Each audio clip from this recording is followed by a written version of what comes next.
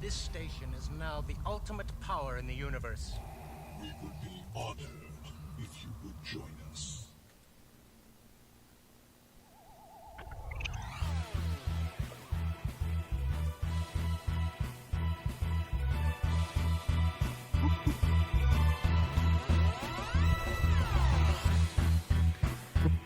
All right. It's another Thursday night, and we're actually here. We were gone last weekend, or last week, I guess. Did you miss us? Oh, you know. Probably not. Who knows? Right. Hey, everybody. This is Docking Bay 94. I am Sean Obi-Shawn Crosby. This is Jeff Donoho. I'm Colleen Kaylee Crosby. And thanks for tuning in this week. Glad to be here. We were scattered to the winds last week. Yep. Colleen wins for being farthest away of the three I of was us. in Tempe, Arizona. Yeah. Just in time for the heat to come in. Yeah, it That was is a funny when I long got walk. there. It was cold and windy, and it got very gradually slower each of the warmer each of the days I was there, and then Boo. it was in the high 90s when I left. So you got out just in Dang. time. I did. That's pretty cool. I was working on a TV project, I think. That's not entirely sure where it's going to end up, but more details when I'm allowed to talk a little more about it. But it was a pretty solid week working on set, which is always kind of funky. And Yeah. because there were a bunch of people from this area going there, I had a carpool.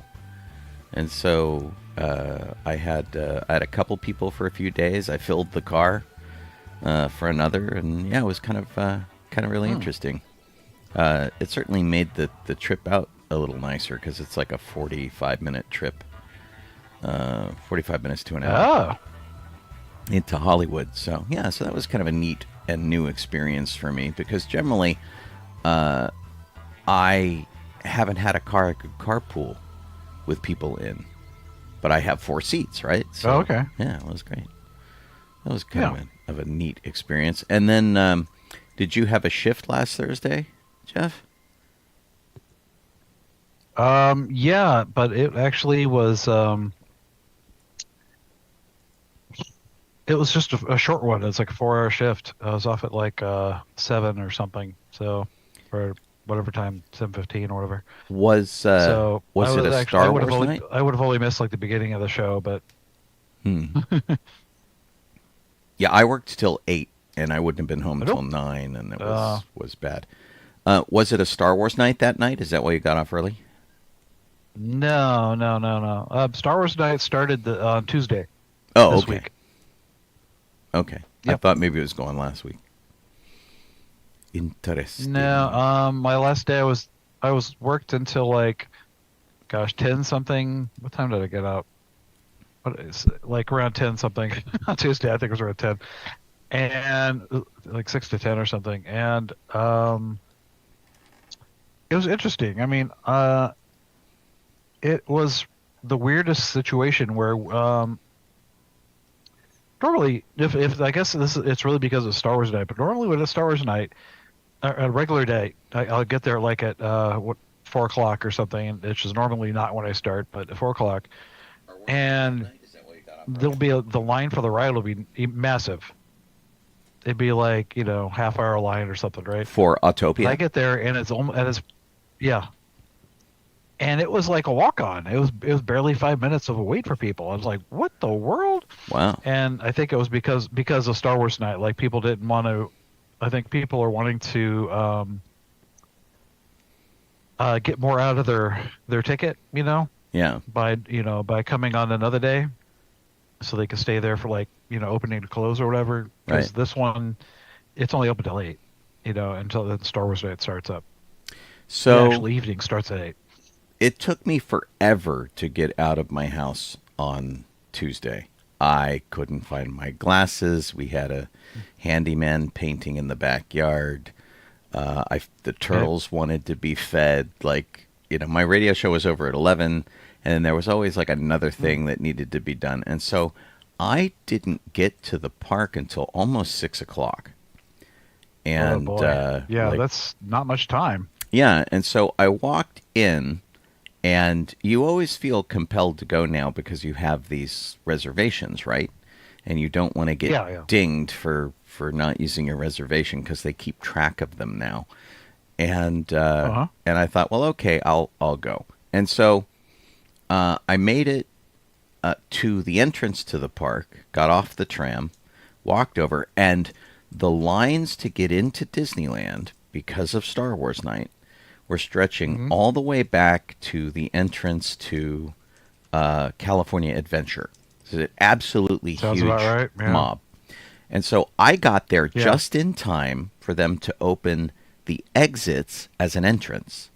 And so I got to skip the gigantic mob of people and walk right in, which was kind of amazing. Nice. Yeah, it was really great. I think they let them in like 2 hours before, so like 6 o'clock or something. So they were all waiting. And everybody was waiting, and it was like at 6 o'clock, everybody was set to go in.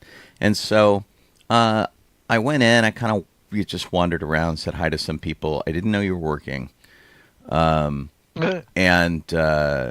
it was just me running into people who were going to Star Wars Night.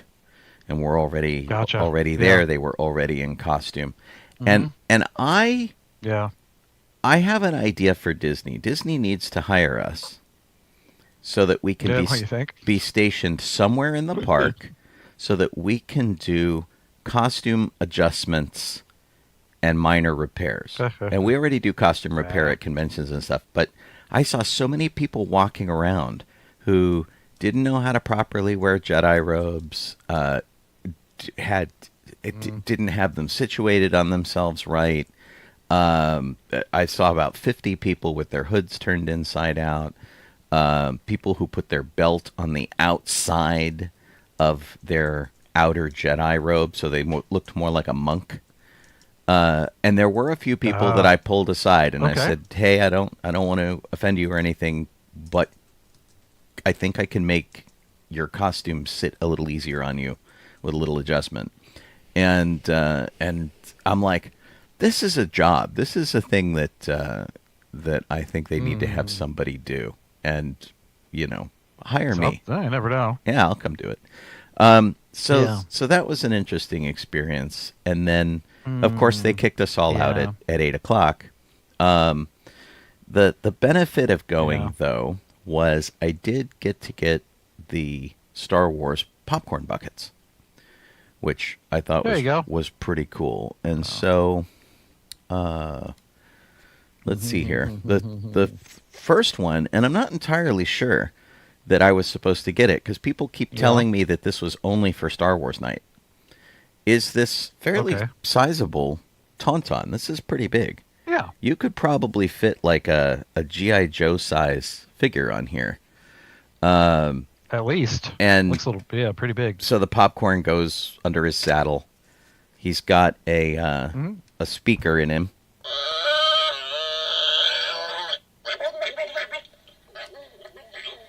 So he makes little growling noises.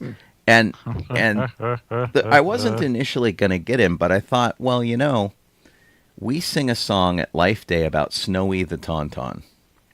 And so if Disney's going to go through the trouble to make Snowy the Tauntaun, I should get one. And he's covered. It's very important. He's covered with snow, little paint spatter, all over everything. Oh, ouch! And it's there we go. It's pretty cool. And then the second thing was the Death Star one that they did. You got one of those. And I thought that was pretty cool. And they did a whole thing. It lights up, which is pretty impressive. And does the gotta figure out where the hell the trench is in this thing, Well, and this one doesn't really show it very well, which I thought was kind of funny. It's up at the top of the Death Star. Yeah. Anyway, But yeah, somebody was saying that they weren't supposed to sell me the Tauntaun one because I wasn't going to Star Wars night. But I hadn't heard that. Yeah, probably. Yeah. I hadn't heard that, so Yeah. I have no They idea. had for like the last one, which was last two, I think. The last two of the events, they had a photo op near our entrance. This time, not so much. So the only photo op that they've carded in is over by Matterhorn, so I can actually see it from the ride from Autopia, because it's like almost right behind where we stand in one of the spots to watch traffic under the gate that comes in from there. I saw one that was a it's like Mandalorian. it's Hoth. Yeah. And they did postcards, the sort of welcome to Hoth, Yeah. welcome to Tatooine kind of Yeah. deal. It makes sense. Matterhorn, Hoth, Sure. It's not bad. But I think it's also because they've already got the Darth Vader or whatever you want to call it set up, and they've got the roller coaster, the Space Mountain is Hyperspace Star Mountain. Wars Space Mountain, whatever. And, yeah. So they've already got plenty of Star Wars in Tomorrowland, so they're like, we don't need to keep do more of this. So Interesting. Yeah. Talon says we're currently not on Sci-Fi Radio, so maybe there's something screwy going on with Mix again. Well, so there's a thing. Yeah, it does say that we got dropped for some reason. There's a it is supposed to automatically upload us. If and like for a podcast, and so it's not. So I'll tell you what I'm gonna do here is I'm gonna go change it to my Good Morning Tatooine settings. Gotcha. And see if that allows me to connect. Let's see here. Yeah, so now hey, we're Chris, hi, connected. David, hi, Lady A, Dawn. Yeah. Yeah. Now we're connected.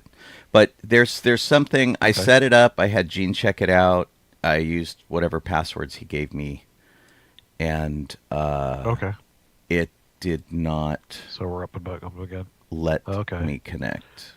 So. Gotcha. Hi, Lori, Young, Sam, Kelly.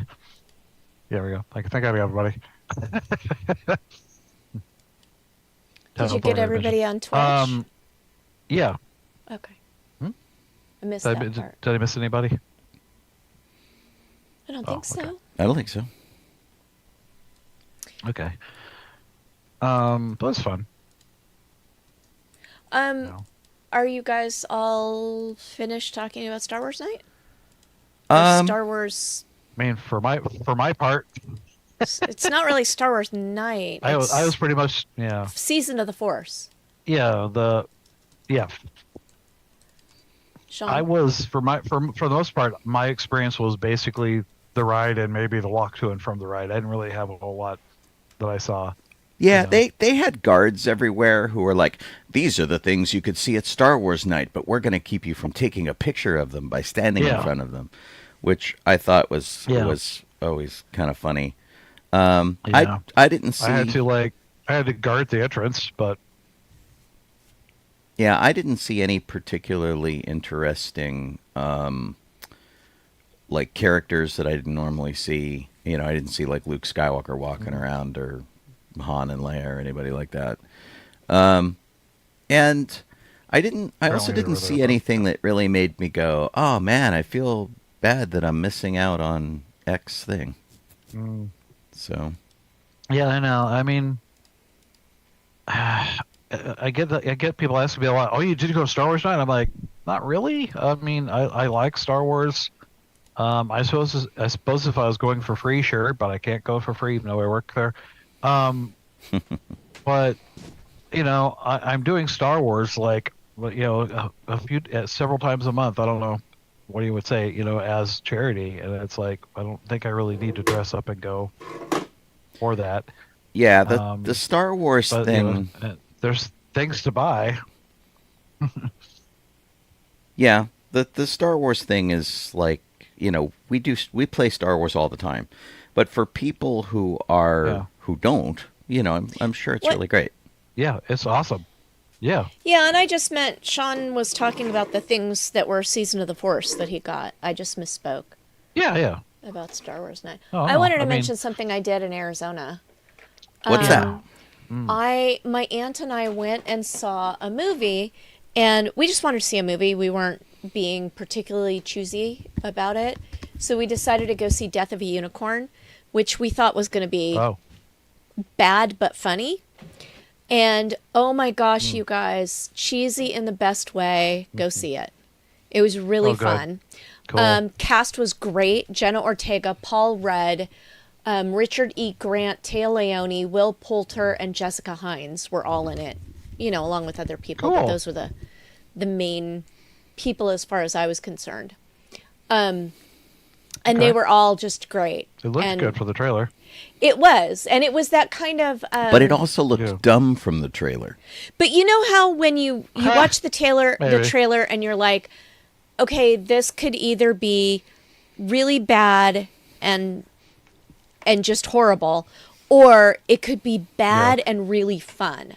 Right. And it was bad, it was silly. And it was mild horror. Yeah. Like, there was a lot of jump scares and stuff like that.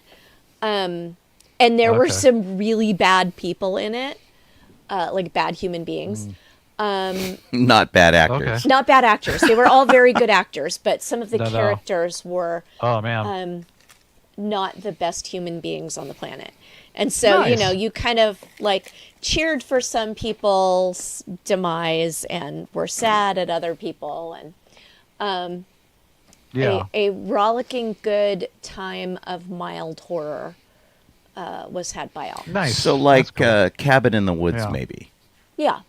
Okay. Yeah, that's what it sounds like. Or Jaws. I mean, or I like, or the what's that one movie, The Dead Don't Die? I think with Bill Murray and stuff. I That was didn't also see that. Like Shaun more, of the Dead. much more subtle. I feel like, but yeah. It was like Shaun of the Dead level. Oh, okay. Cool. Yeah. There you go. Okay. So, Perfect. Cool. Hi, Eric. Eric. yeah, I recommend that yeah. anyone who would listen to us talk, go see this movie. Or see it when it comes to your favorite streaming channel. But the only down part was eventually. that we were getting dinner in the theater because it was one of those eat-in theaters, and my first instinct was to go for like popcorn candy kind of an experience, and my aunt was doing dinner, and her phone, we were ordering dinner on her phone, because that's how they do it in this particular theater. You go to your seat and you order on your phone. But her battery was dying. And so she was like, hurry, order. And I'm like, okay, I'll have the chili fries. They were not the best chili fries I've ever had. Oh, no, really? Oh, no. Well, and they weren't even, they were dear. called loaded fries. Right. And I thought they would be, like, I had the image of the not Hungry Bear, what's it called now? Hungry Bear Barbecue? It's the Hungry Bear Barbecue. Yeah. So Hungry Bear Barbecue has these really great loaded fries that Jamboree. are steak fries with pulled pork on them and a whole bunch of really great toppings that are like pickled red onions and cilantro and just lots of really tasty stuff on them. And if they have cheese, it's grated cheese and there's not like a ton of it. This was steak fries, but they were too highly seasoned. And then they poured a gallon of watery cheese sauce on it. Oh, no. So they, like they were, teenagers would probably be fine with that. You guys might not be ready for that, but your kids are going to love it. Right. And I mean, they were like tasty for the first couple, but I think I'm probably a little old to be making chili fries my meal. I should have gone for a hamburger like she did. Right. Or stuck with the idea of eating a whole bunch of popcorn. So Gotcha. the movie was great and the company was wonderful and I had a good time. Awesome. Oh, good. Very, very cool. That's awesome. That's really good. Anything else from the last 2 weeks? Well, I had a question Last two. for Well, the last week was. for Jeff, which was you Uh-oh. you had a solo Disneyland thing. And does that mean you went to Disneyland by yourself, or you ran into the rather questionable Han Solo at Disneyland that they're doing for Star Wars? It was boy, this is a tough one. So I wanted to talk about this, about a certain aspect of this, Okay. and I can't, and I'm not allowed to. Oh, But I see. yeah, there was a certain aspect to the solo thing that I saw because it's not something. It was something I realized after the fact. This is very vague. I'm sorry, but when watching the video, it reminded me of something, and then so I had to go back and check in with somebody about it, and they said yes, and you can't talk about it. Oh, nice. Well, It's like, what? you Damn it. can't talk about stuff, and you and I have not discussed this. I just saw it on our document, but Yeah. so if you go to the Disney theme parks enough, you can recognize the type of performer that they're casting for particular roles. Like, for example, Luke Skywalker is obviously Peter Pan. The guy who they've got Correct. for Han looks like Flynn Tangled. Rider. Yeah, the Tangled guy. That's what I was going to bring I was up. like that. It probably is. They got the Tangled Yeah. guy to be Han Solo, and it looks looks odd. like they're using the same like hairpiece too, which Yeah. is funny. It's like he looks and sounds like Scott Bakula. Is that what like him said? Yeah. That's funny. But yeah. Somebody I couldn't talk about that. Other things, but somebody else posted. I was going to go post on this thread that was like, I think he looks like Flynn Rider, and somebody beat me to it. And so my response was, no, it's not him because the nose is wrong. The nose is different. Yeah, I know. But remember we ran into Does that someone mean dressed like that, something? and we're like, hey, it looks like it. yeah, they can never get his and the guy nose got right it. in posters. So Flynn is Oh. always very upset Yeah. that his wanted posters do not capture Oh, his okay. nose correctly. Yeah. I can't remember Disney Yeah. movies as well as. I don't know. I don't have a good memory for cartoon movies, I think. Yeah, I'd have to. Yeah. I Or haven't seen maybe that I in a just long need to time, watch but, them a couple yeah. more times. Well, I mean, you've probably only seen it like once. I think I may have seen it twice, but yeah. Yeah. Yeah, but yeah, I had like, well, I guess I was rather busy. Yeah. I found out through a friend that I worked with at James Publishing. I guess he has the Blu-ray, and so if you go and get Andor Blu-ray, look at the special features, and it'll be something that's all people that are like probably Rebel Legion 501st doing something. It's probably a parade, probably not. He couldn't remember, but yeah, apparently I'm in there somewhere. Really? So yeah, I'm in the video somewhere. I'm like, really? I didn't do anything that was that. Right. We didn't do and- anything Andor related. We didn't get to go to the premiere. We didn't get to go to anything like that. Yeah. That's wacky. Oh. Okay. I was Han Solo. It says I'm standing on a stage or against a backdrop. Okay. Honestly, it could yeah, he's it like, could "I be can take a from pic for you." anything. That's really So, funny. What yeah. happened? So I mean, He I'm hoping hasn't to seen see- it yet. I He's- just answered his email. Yeah, he's in Yeah, the that's video what and he Benedict hasn't told seen it me. yet. Oh, okay. Let's see. Jeff Yeah. and I went to WonderCon, Yeah. which was good. Yeah, he- and you were- Yeah, totally. It was fun. Yeah, we helped with the masquerade, and we did something a little different where we didn't do Star Wars the whole weekend. So Yeah, exactly. Friday of WonderCon, we were Henry Jones and Indy Jones. And then the following day, Jeff did Brody and I did Hooper. And we had not done those characters yet, which was kind of interesting. So that was fun. Yeah, and I'm so glad little people caught it. Some people got it, and some people didn't at all, which was really funny. And I was pretty amused by the folks that hadn't seen Jaws. Mm-hmm. And that was kind of crazy. Here, I'll show you. So this is me and Jeff. We are Hooper on the left. He's Brody on the right. I am not the shark. Colleen is not the shark. This is a kid that we found, and we were so excited to see someone dressed as a shark that, of course, we had to get a picture with him, right? And his dad was there. His dad was freaking out, going, "Oh, my God, this is so cool." The kid has never seen Jaws. Yeah, no, of course not. The movie turns 50 this year. No. Yeah. And this kid has not been introduced to it, which was interesting, I thought. And then this was us as Henry and Indy. And I thought we had other... Hey, Matt. Yeah. No, that's not it. I don't know. Other what?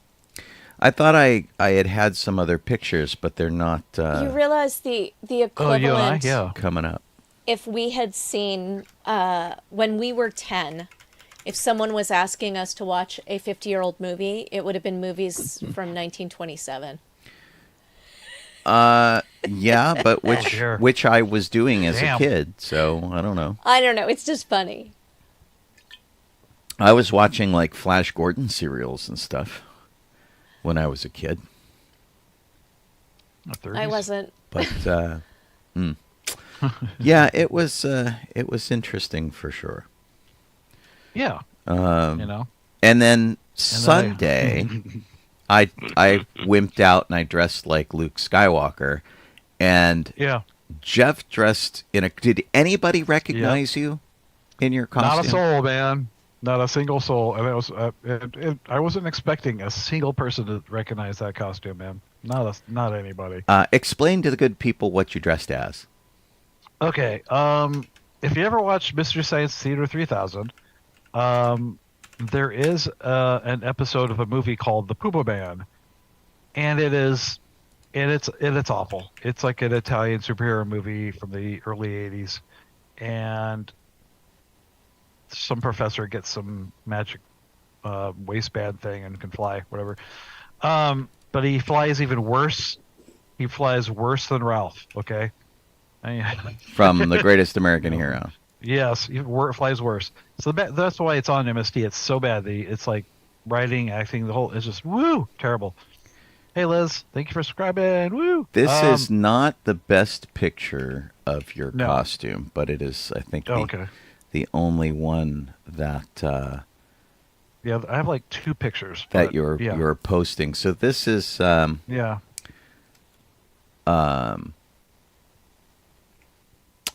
we found this guy cruising around. This guy was like in a little red wagon or something.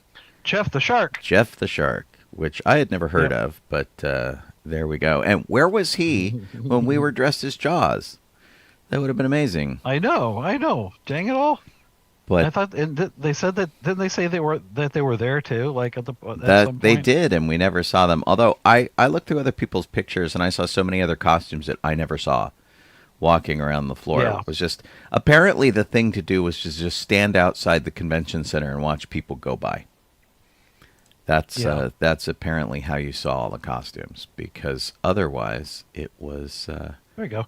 It was just weird. I sent a picture of me standing up. So I was trying to make it look like his horrible flying, but it wasn't going to work out. I'd have to jump up and do some weird maneuver.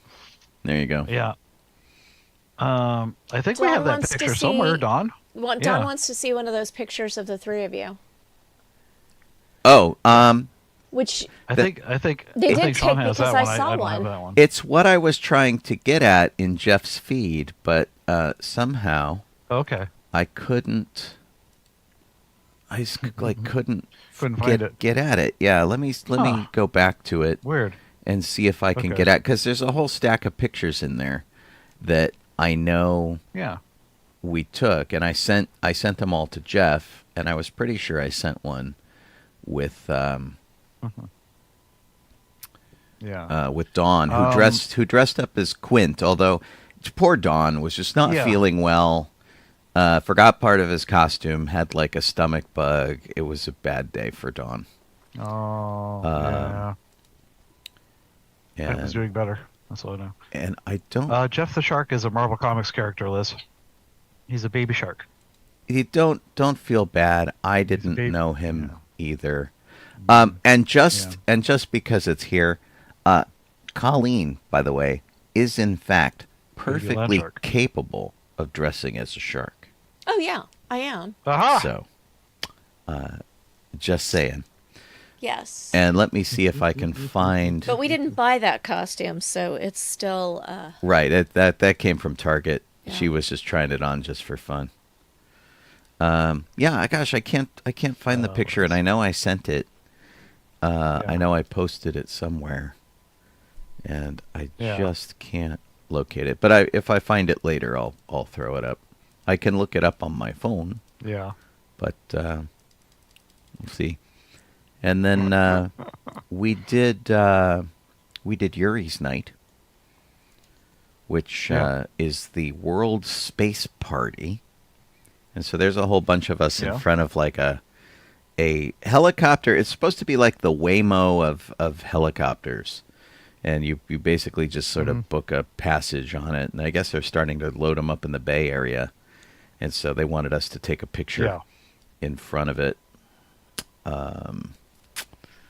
Man. Obviously, I am unskilled today with all of this, all of these pictures and stuff. So, but anyway, we had a pretty good time, and it was a little weird this year. So they've been doing this for 25 years. They were celebrating the 50th anniversary of the Apollo-Soyuz mission, and usually what they do is they do this party underneath the space shuttle Endeavour at the California Science Center. But that shuttle is being set up into a new exhibit where they're taking it from its horizontal landing position. They're attaching it to the external fuel tank, the two booster rockets, and they're going to attach it to a gantry so that it is in its launch position. So basically, they're gonna take it and they're gonna turn it. And while they're in the process of doing that, of course, we can't get at that area. So it was a little weird this year where usually the stage is open to everybody and it's very active. And instead, everybody who was watching anything on the stage was shut off in another room. And the whole museum was like empty while everybody was doing that. So the thing started at 6. This panel went for like 2 hours in the room with the stage and seats, and so it wasn't until like 9 o'clock that things started getting busy. And so 501st Rebel Legion kind of dragging their feet, and I should say a huge thanks to the 501st and Rebel Legion for spreading out their times and stuff. They mostly do events only for like 2 hours now, but it's like a 6-hour event, and some people stayed to the end, which was great, and some people, made it to like 9 o'clock, 10 o'clock. I was really very thankful that they did that. But yeah, we had a pretty good time, just kind of walking around, and Nice. both the Star Trek group and the Star Wars groups did not have to do weird like volunteer duty, which happens to us a lot. Yeah, They're that like, was hey, crazy. These stand like, here and guard this door, and we didn't have to do that, and that was nice. Yeah. Yeah. I didn't have to convince thank anybody goodness. that they had Jeez. to do some sort of weird job Yeah, that's this year. It's not really no.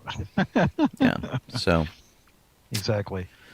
anyway, it was. So that was nice. I'm glad we got to go. I'm glad they brought it back. They took a year off last year for the eclipse. So that was in Texas. A lot of people went out to Texas, myself and my friend Chris included, and that was sort of took the place of Yuri's Night, which has been. So it's been a while since you've done it.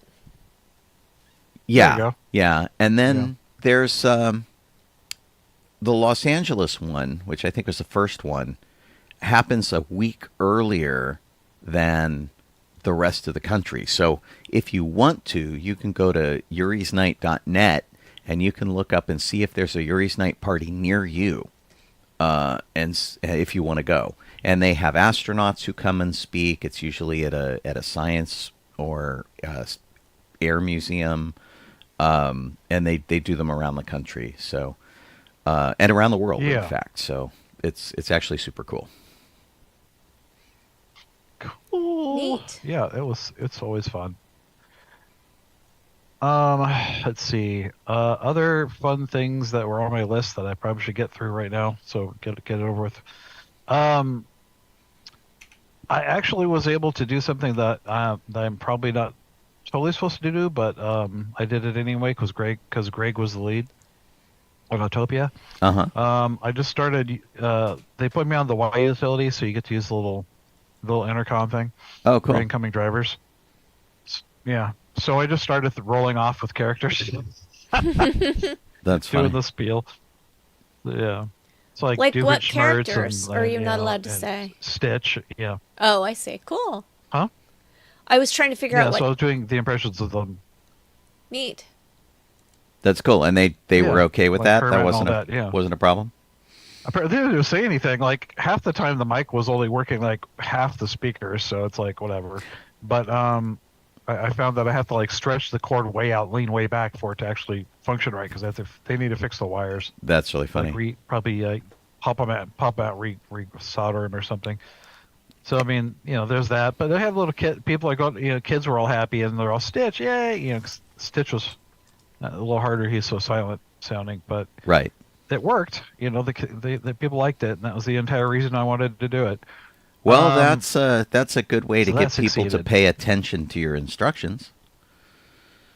Yeah. Another thing, Facebook Marketplace isn't really a big deal. It was just something that I was trying to get a hat for weeks. This one hat, this girl had, and it was just okay, I'm available now. Go out there, and you message, and no response. It's back and forth, and then finally this other day I went, and they're like, okay, this intersection. Okay, I'm home now. Let's go. Come on, we get that. And so I get in the car, I go over there, message, nothing. Hours later, the person actually looks at my messages because I just said, okay, apparently you don't want to sell the hat, or you have sold the hat, whatever, but I'm going home. Goodbye. Facebook message marketplace can be really terrible. And it has replaced Just being Craigslist. ghosted. I don't think anybody goes on Craigslist anymore. And I have had really good luck with it, and I have had really terrible luck with it. And in fact, it was Facebook Marketplace during COVID that I was trying to find a replacement car on. And I did find the car I ended up with on Facebook Marketplace. But I also tried to buy 5 other cars before that, where each of the people selling their car on Facebook Marketplace flaked out. And in fact, there was one guy, I went, I met with him, he showed me the car, I drove it around, I took it to a mechanic, I did all this legwork, I spent the better part of a day with this guy, and then the next day when we were making arrangements to buy the car from him, he's like, oh, sorry, I sold it to somebody else. That's rude. Yeah. And I'm like, nice? well, why did you even let me take it to a mechanic and do all this other stuff if you weren't going to sell me this car? Big weenie. No, not even a big weenie, little weenie. Yeah. Grr. Grr. And the only other thing I did was basically today. Yesterday was trying to figure out how we're going to handle it. Today, we leveled out the ground that we're going to put the shed down at, and now I've got bought a bunch of sand to stick on there, and then I'm getting pallets tomorrow morning, and then I'll start building the shed. Cool. Kids helping me. I spent yesterday it. cleaning up the house so that Colleen didn't come back to a completely trashed house. Yay! I was very delighted when I got home. Oh, there you go. But, I did something really terrible, which was I had decided that I was going to get all the laundry out of the way. Uh-oh. And I was largely successful, except a part of my costume got stuck into the laundry, and it was part of my Hooper costume, which I hadn't really been thinking about putting in the wash. It didn't need to be there, basically, and I kind of messed it up. And I was gonna show you, except of course I could never find anything I want when I need it. Oh my God. We're talking about what a pain Facebook Marketplace is. Here's an example right here. There we go. Because there's a thing with that Colleen and Jeff and I are talking all the time. So here you go. This is what I did to my costume. I shrunk my hat. It got stuck in the laundry by mistake, and it's a wool cap, and it got very small. And now it just fits tiny sharks. So I am less sad, and I look silly. So Sad and silly. right, no, that's pretty bad. Oh well. It happens. So that's just life, I suppose. But at least it's only like a $10 or $15 cap, so no problem. Gotcha. It would probably It's too big for a turtle. It would probably fit on the turtle. I'm not sure our turtle would like it. Is the problem? Oh, Lizgard says that you can stretch it back with a form, so maybe I'm wrong. I had thought about that. I mean, maybe I can like soak it or something and stretch it and do whatever. It's definitely the heat of the dryer that made it shrink. I can get it on my head if I fight, but it instead of having the lines on it that it's supposed to have, it looks kind of fuzzy. So we'll see. I'll decide something with it, and we'll figure it out. Weird for sure. What do you think? Star Wars news? Yeah, Sure. go for it, Jeff. Yeah. Sure thing. Yep. And Liz is happy that you're feeling better, Colleen, because you were feeling unwell. Oh, I was. Thank you, Liz. Yes. Let's see here. Star Wars. Where am I going here? Okay. Star Wars history. If the birthdays, we have the first one, April 6th, 1926, is when Gil Kane was born. He worked on a lot of the Marvel comics. And he also worked with mostly covers for the Marvel comic series, but he also did stuff for the Dark Force Rising for Dark Horse Comics. But mainly what he's known for is stuff like in DC Comics and Marvel, Malibu and such.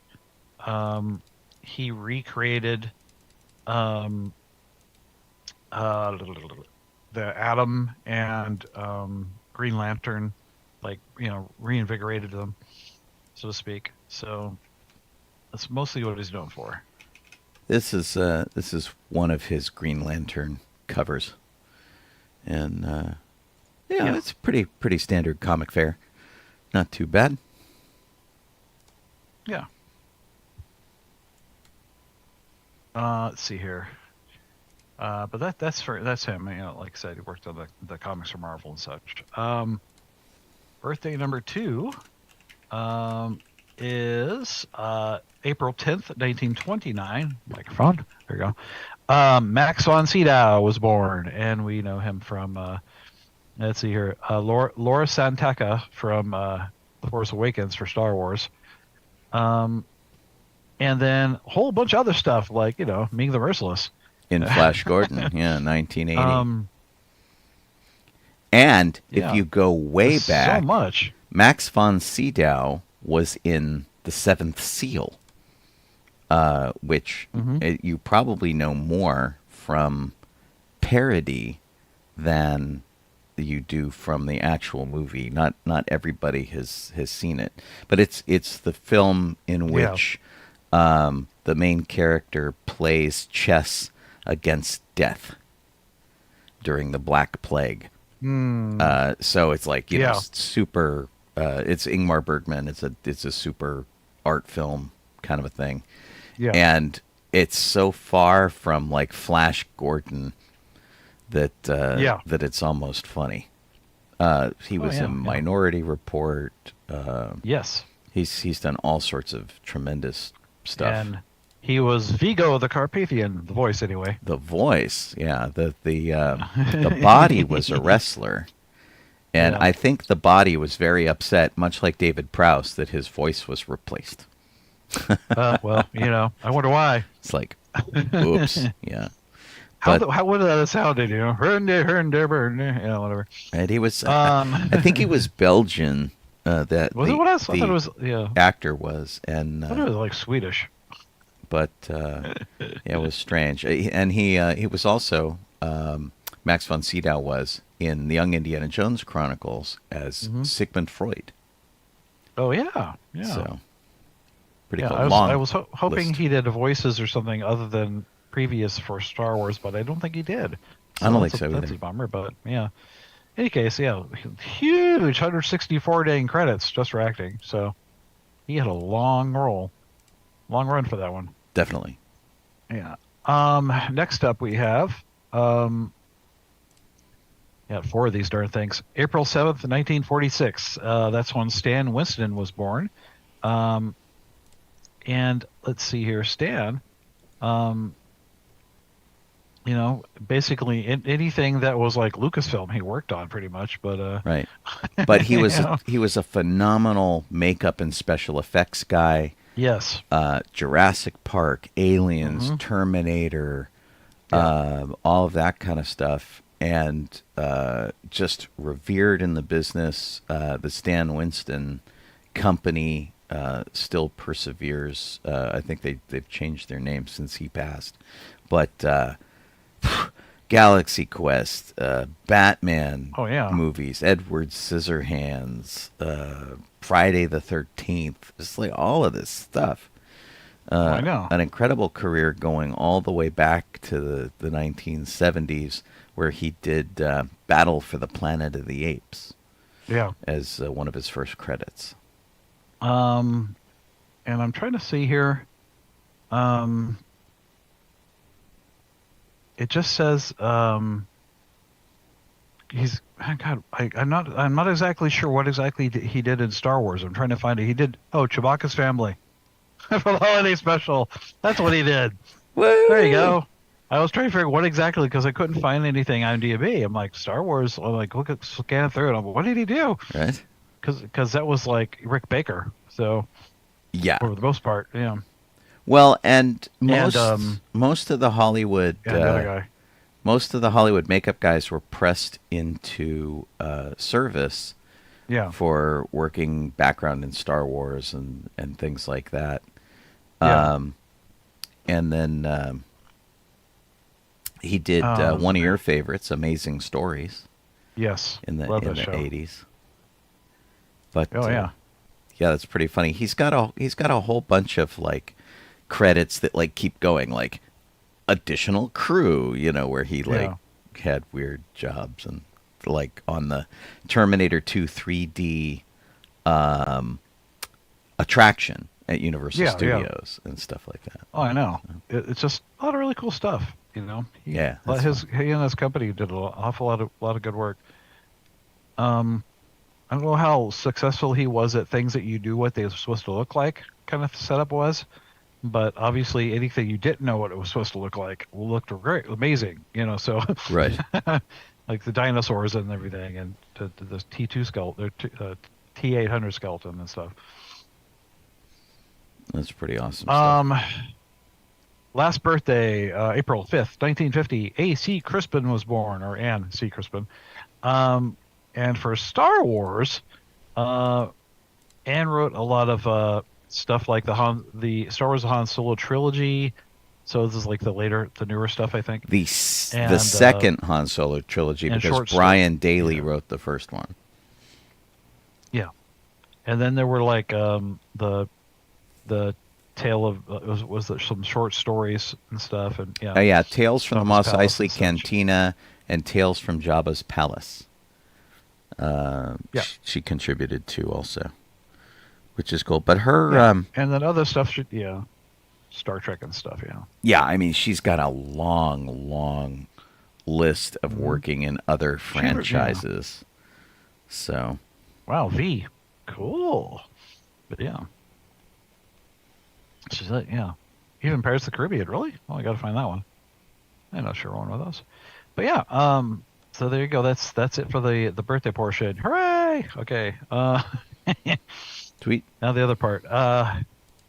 April 4th, 1976. The Anchorhead scenes were filmed with Luke and Biggs, but they were never used until later.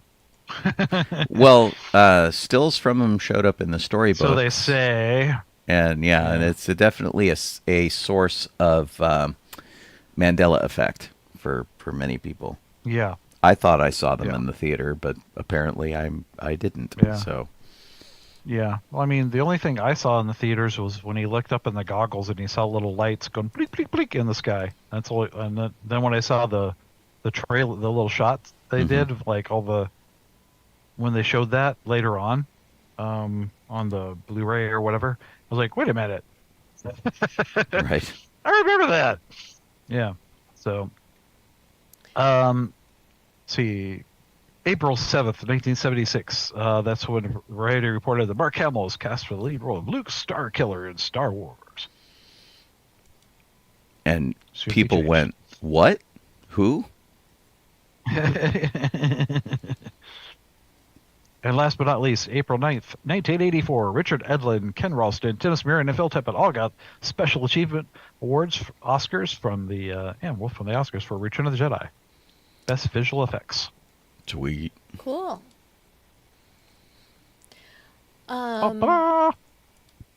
Moving into the rest of the more recent Star Wars news, Gil, the custom-built RX droid, will be delighting fans at Star Wars Celebration in Japan.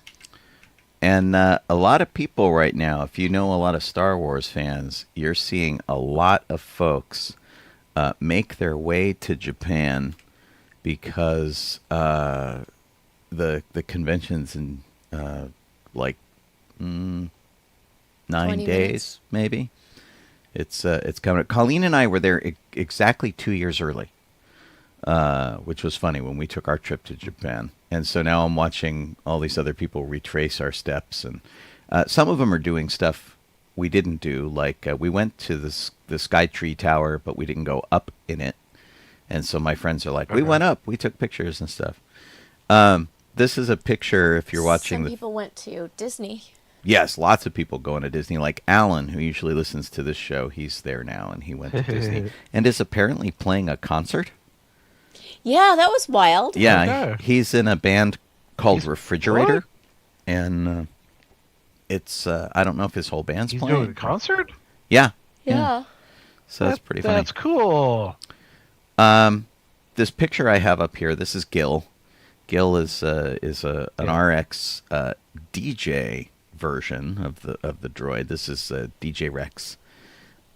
Is this same updated model, and so he's been in a whole bunch of stuff, and he was up for interviews at the last celebration in Anaheim, which was fun. And there's a whole article that explains how he was built, what his design was, and things like that. And he's exactly what you would see if you go to see DJ Rex at Oga's Cantina, and also what the what the action figure is for him. So he's identical to that. Gotcha. But he's got a good personality and answers questions directly on stage, and so I guess they're trucking him all the way to Japan.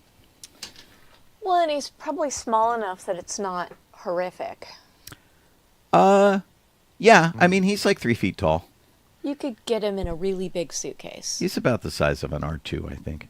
Oh, okay. Well, that's pretty I big. would, Yeah. if I built a droid I don't know. from Maybe- Star Wars, Maybe he's modular. I think I would build one of these because he's, he's a DJ. I'm a DJ. I think that would be fun. This kind of gives you an idea next to a couple of people. Yeah, the two guys. Yeah. So he's a pretty Yeah. reasonable size, but he's I mean- not like a trash barrel. He does like R2. look.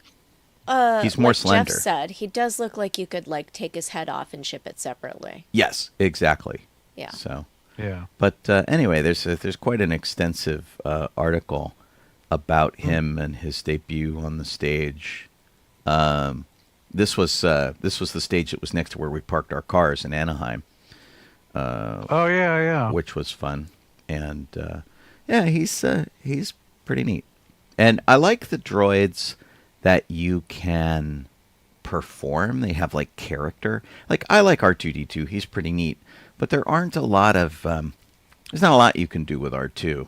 And this is a different kind of droid. You can puppeteer him and and do something better. So there he is with his group of builders and operators. Yeah. And I mean, Kinda he like would with, fit in the front seat of your car for sure, which Yeah. would be my hope. Yeah. So- Well, I mean, Sean has the other Sean has one of those, but not. He doesn't really move so much except for like He drives like wheels. around, yeah, but he doesn't move per se. And Sean has the Star Tours variant from the 1980s, which was the other one that was actually like DJ Rex. That was this guy. So they're slightly different. Yeah. And but they're cut from the same cloth. One's just like an updated version of it. That's Sweet. fun. There are a bunch of books being released at Star Wars Celebration, including a creepy one with Darth Vader. It's called Star Wars Master of Evil. I've heard that somewhere before. There's a 2-set book. There's a 2-book set called Doug Chang, The Star Wars Legacy, which has some Naboo fighter pictures on the front. Doug Chang was the primary graphic designer for the prequels. He's Lucasfilm's yeah. senior vice president and executive design director. Yeah, but he didn't start there. He just started as like a guy in the trenches and worked his way up. And yeah, of course He was the production designer on The Mandalorian. yeah, he's pretty neat. That makes sense. He's a nice guy. There is going to be a kids book for Halloween called I Find Your Lack of Candy Disturbing. Well, that's every Halloween. Yeah. Which appears to have Darth Vader trick-or-treating. The Yeah. Art of Star Wars, The Acolyte. Which is interesting because I still see a lot of people bashing on the Acolyte. We haven't watched it. They also no. have the Acolyte visual guide. Is that a DK Press? Oh, it's like one of these. Yeah, it's the Yeah. blueprints Has to from be. the Acolyte. Cool. says designs and artwork from the Skywalker saga by J.W. Rinsler and Pablo Hidalgo. J.W. Rinsler is a Pablo. tremendous author. What are we doing here? A tremendous author who did the history books on the making of Star Wars, Empire, and Jedi. He passed away not too long ago. This might be one of the last projects he worked on. But yeah, Jonathan Rinsler was just a really terrific guy. Loved Star Wars, and writing this kind of stuff was what he loved to do. He also did Aliens, I think, a couple other books on other movies and stuff. Neat.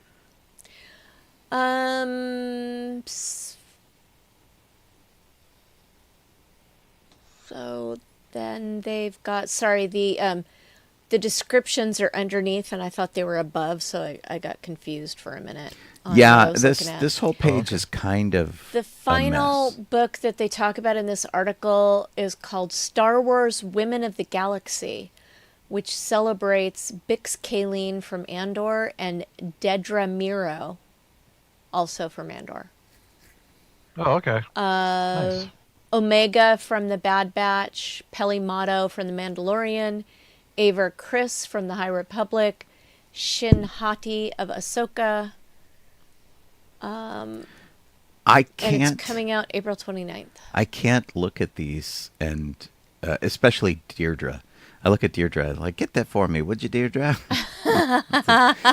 Little Monty Python throwback, and it's like, that's probably not what the connection they want me to make. Probably not.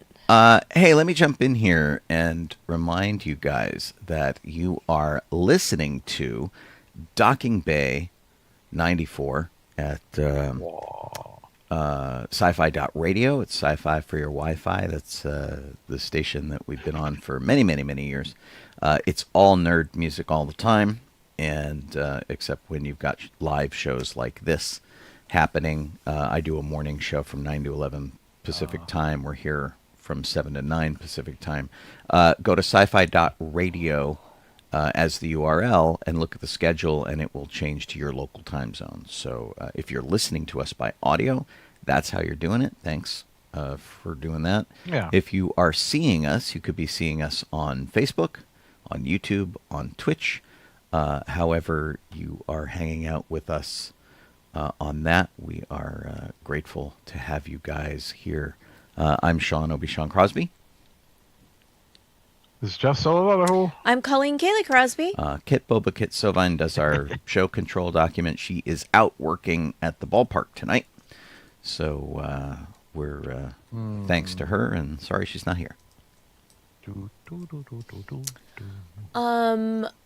We had a trailer, not this week, but the week before, for Tales of the Underworld, which is a new Star Wars animated series that will be available on May 4th on Disney+.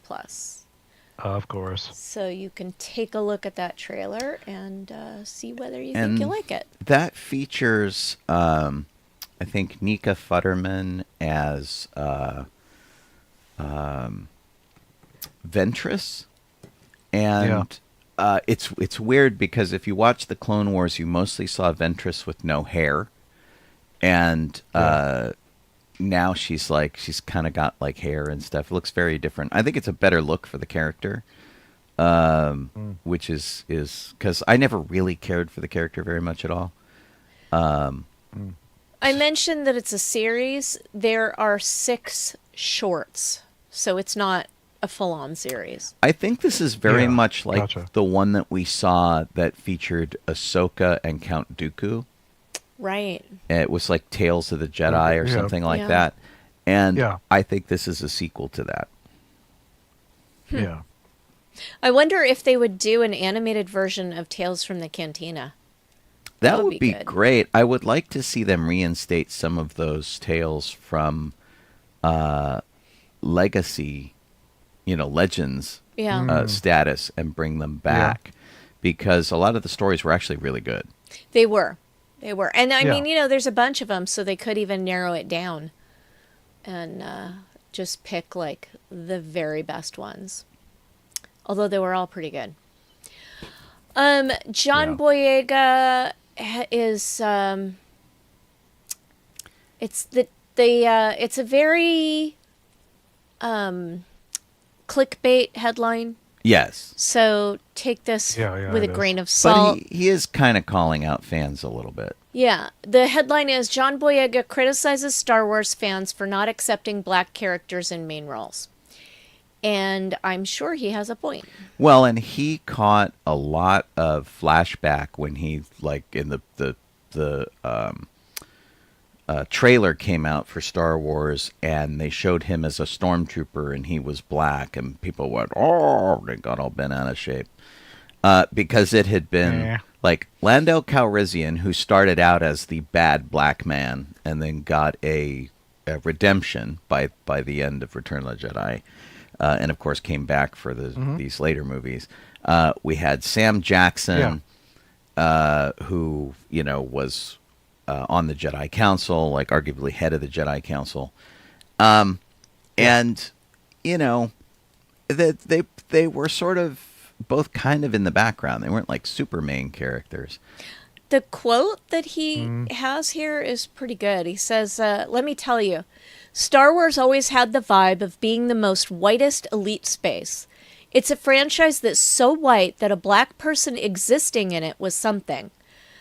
You can always tell it's something when some Star Wars fans try to say, well, we had Lando Calrissian and had Samuel L. Jackson.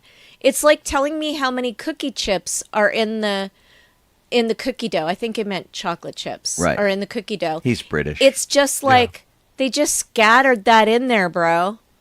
So I would say that there are fewer black people in Star Wars than there are chocolate chips in a chocolate chip cookie. Well, and the second part of that quote is this. It says, they're okay with us playing the best friend, but once we touch their heroes, once we lead, once we trailblaze, it's like, oh my God, it's just a bit too much. They're pandering.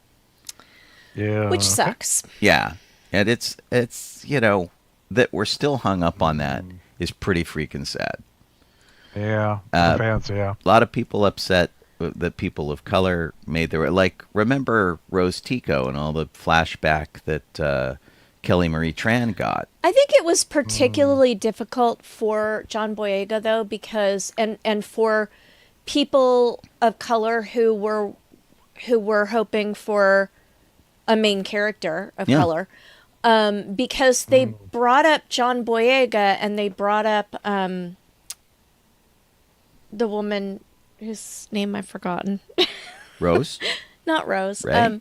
Ray. They brought up Ray, and they were like, who will it be? And then they went with her instead of going with him. And it was like it was a competition or something. And it was maybe not the best way to do that. Well, but it was also a problem where in later movies, like, he got sidelined.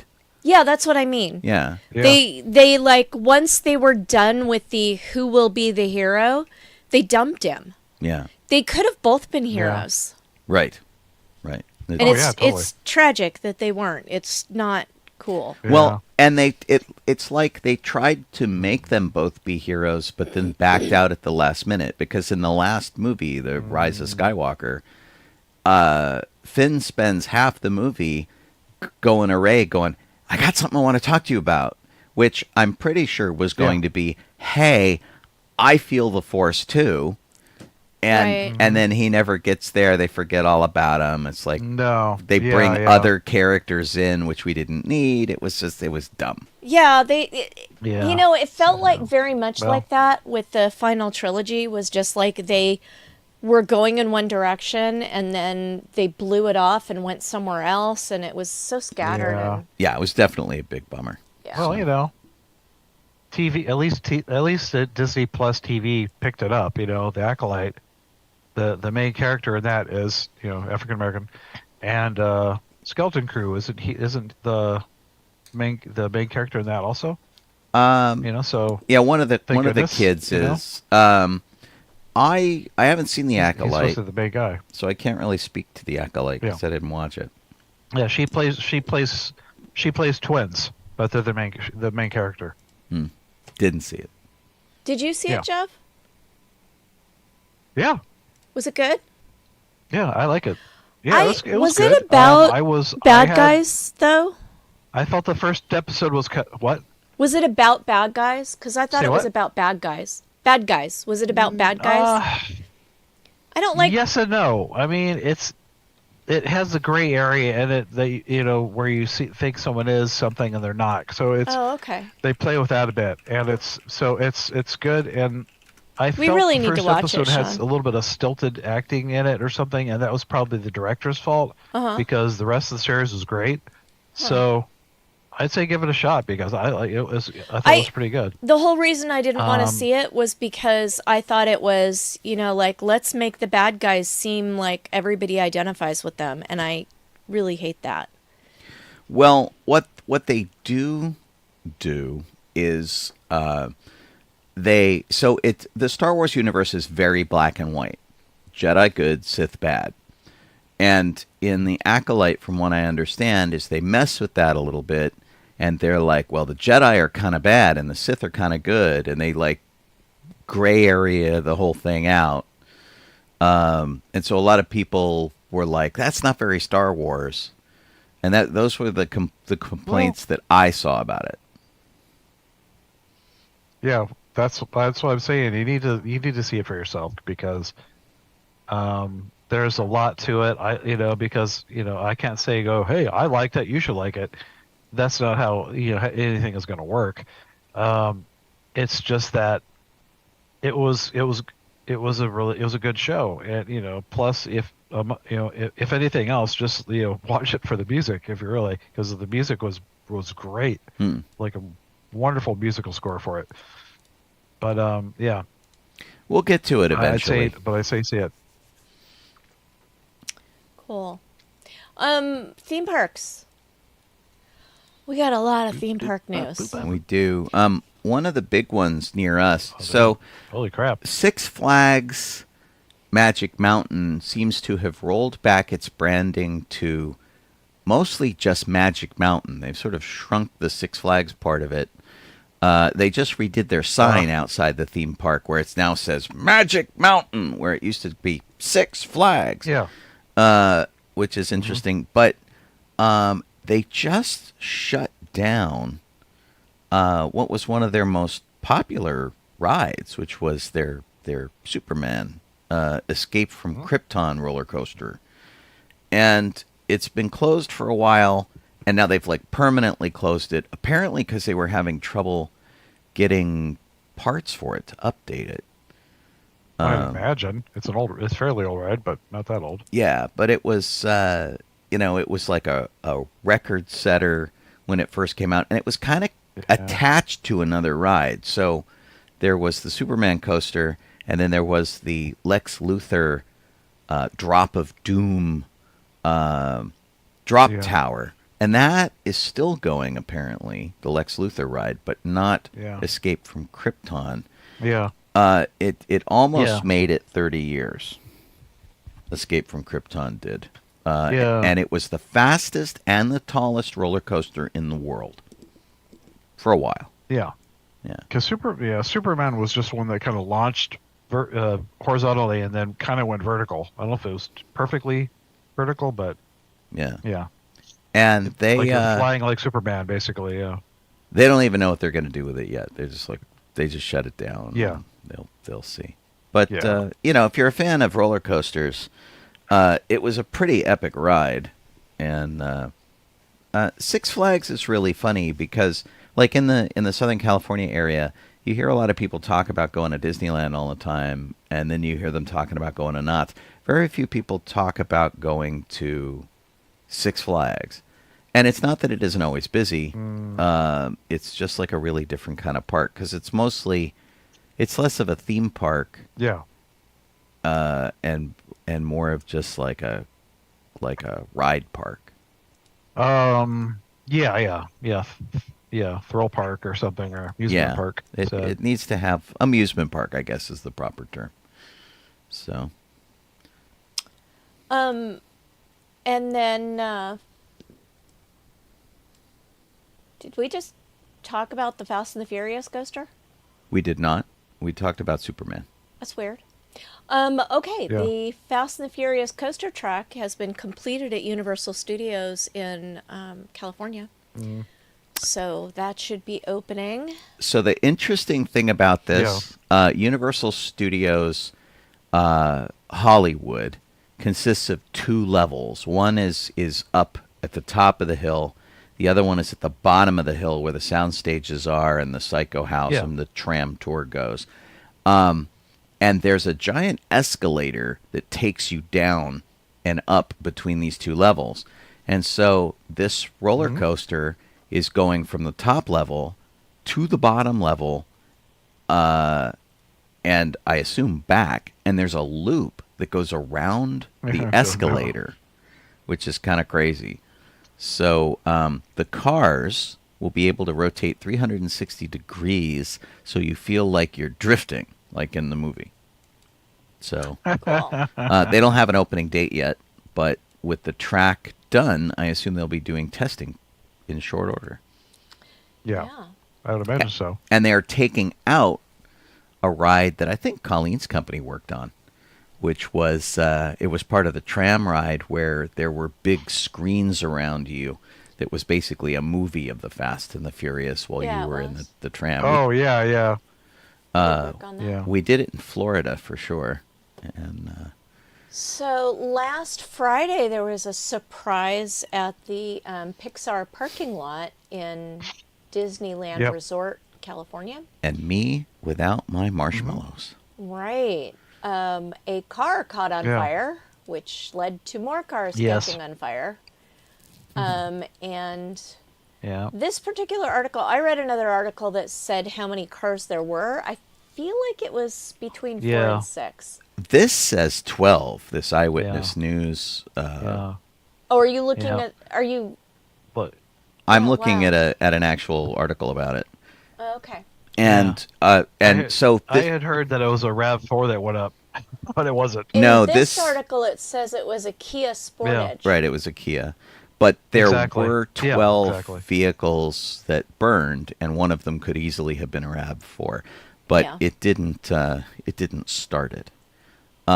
This is the local ABC station, which is a Disney-owned news station, and it was. There were a lot of people who whipped out their cameras and videoed it, and I'm always like wary about that because it's like, shouldn't you be trying to help or do something? But also, it's like, well, what do you do? If you asked me where the fire extinguishers were in the Pixar Pals parking lot, I couldn't exactly tell you. So No. On the poles? I imagine they're on the I was poles. working that day, yes. You were working that day? But but I don't know any more than what's in this article. It's really, they didn't really tell us anything. Yeah. Nobody got hurt, and Oh, they got it out pretty quick. But I'm glad it wasn't a RAV4 because that's what Jeff drives. So that would be bad. Yeah. I said, "Where's my car? I'm good." Disney Parks blog came out with an article on some more things that you can expect to see at the 70th anniversary of the Disneyland Resort. Mainly parades, World of Color, Happiness. Paint the show. Night is back, which is going to be a pretty big deal. Yeah. The fun about World of Color Happiness is that you get to vote on which character from Inside Out will get a special spotlight in the show, so you can kind of feel like you're part of the action there. Neato. And then Wondrous Journeys is coming back, which is a fireworks show, I think. And then Better Together, Pixar Pals Celebration at Disney California Adventure, and Tapestry of Happiness, not Tappiness of Tapestry. Tapioca. And that Tapestry of Happiness is a projection show.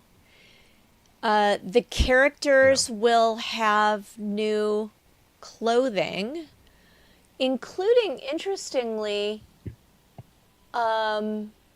It looks like they've got those bears that are really popular in France? No, Duffy? Japan, Duffy. I think it was Japan. Duffy Bear, yeah. They've got Duffy and Shelley May in the Celebrate Happy Cavalcade.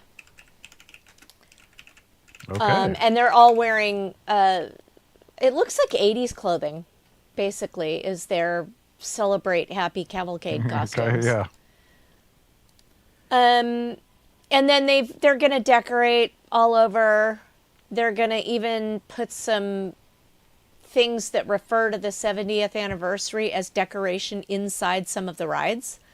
Like Okay. Toy Story Midway Mania will have targets that say 70 on them. Okay. I wonder if they're going to do like 70 things inside the small world, like one of the previous things they did where you like went through a small world and tried to spot them all. They say in sunny Mexico in It's a Small World at Disneyland, Miguel and his trusted Alebrije Dante from the Pixar film Coco will join other children in song. So I don't think at this point they're saying anything about having 70 things, but they are saying that they're adding Coco. Well, they did do. That's awesome. At one point, they added Disney characters to appropriate venues. And so you would be going through and you would be like, oh, look, Alice in Wonderland is in England, and et cetera and so forth. So adding Coco in there kind of makes sense, assuming that all the other characters are still there. Yeah. So They've got some merch, nothing that looks extremely thrilling, except they've got some sort of a Disney laser gun or something for little kids. Disney laser gun. I'm not quite sure what it is. Oh, it looks like it could be a bubble gun. It's a key. It's one of the Disney keys. And the teeth of the key at the other end are the castle. They used to give these out at the Disney store in small form. I've probably got one in my desk here or something. But they like if they're where they open or something. Right. And you could buy them as collectibles, and this one looks like it lights up, and I'm wondering if it's connected to. So when Paint the Night was a thing over at DCA, you could get a paintbrush that was connected to the parade, and it would change lights and colors and flash and do disco stuff. I found the write-up on this item. There's a link to the items that they're selling. All the merch, and they say that this is an all-new interactive experience just for the 70th celebration. Guests can unlock the magic within each of Disneyland Park's 9 lands with a key to Disneyland. Once all 9 lands are unlocked, the key will reveal one of 9 hidden commemorative keepsake pins inside. Oh, wow. The key saves your progress, allowing you to unlock lands at your leisure over the course of the 70th anniversary celebration, all in one day or spread throughout your visit. Nice. Yeah, and that's pretty cool. They've got a lot of jewelry, and they've got some T-shirts and sweatshirts. This is a little bit of a hard sell, I feel, just because they just had the big 100th anniversary that lasted almost 2 years. Yeah. And there was so much stuff to buy for that. And I get that it was the 100th anniversary of the company, whereas this is the 70th anniversary of the park. But, you know, there's like a saturation level, and I feel like Disney's dangerously close to hitting it. Don't know. This 70th anniversary celebration is going to last from May 16th, 2025 through summer of 2026. So it's going to be a long one. Right. Do you remember, Colleen? Pepto-Bismol Pink? I guess so, yeah. Oh. The castle at in Florida when we went there and it was the 25th anniversary. Pepto-Bismol Pink. And they made the castle look like a cake, like it was frosted. It was gross, though. It didn't look like a cake. I felt kind of ripped off. Yeah. It looked like a gigantic bounce house. It did. It looked like a is giant what it looked bounce like. house. And I was so disappointed because that was our first experience in Walt Disney World. Yeah. And so we're like, the castle! Oh, no. And it was like, yeah, it looked like a giant frickin' Barbie pink And it looked kind of bounce house. melty. It was like all soft and weird. Right, because they were trying to go all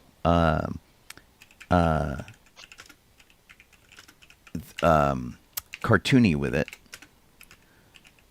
I was looking to see if I could come up with a good picture of it really quickly. Chris? Here's one. Yeah. And it was just awful. If you're watching on video, it was this, which was just not cool. as the first thing, it's like it honestly it looks like Wreck-It Ralph and Sugar Rush. It's just candy and icing and whatever. And I imagine if you were a local, it was special, but not so much. Yeah, it wasn't what we hoped for in a Disney castle. It really very much wasn't. So yeah, so I was disappointed with that. It Weird. doesn't look like they're doing anything that crazy to the castle here for the 70th anniversary. So I'm pretty grateful for that. But yeah, we'll have to see how it goes. Oh, and just to fill in the blank, Duffy, I think, started at the Disney Resort in Tokyo, but it's in Hong Kong, Shanghai, and now in Paris, and the cruise line. And so Duffy, Gotcha. if you Yeah. don't know who Duffy is, he's Duffy the Disney Bear, and he is known for the Mickey-shaped markings on his face. So that's Duffy the Disney Bear. On a less happy note, Disneyland security has been investigating a trend, actually, of racist incidents in the parks, including people yelling racial slurs while riding Tiana's Bayou Adventure. This is the third incident of this nature reported in 2025, and we're only at the beginning of April. And they're yelling at what? The animatronics figures? What are they doing? Yeah. They At Tiana. Yeah, they're yelling the N-word during the ride. Oh. Yeah. Well, and Whenever apparently... And then Tiana pops up, yeah. At Guardians of the Galaxy Mission Breakout, people have been Nazi saluting.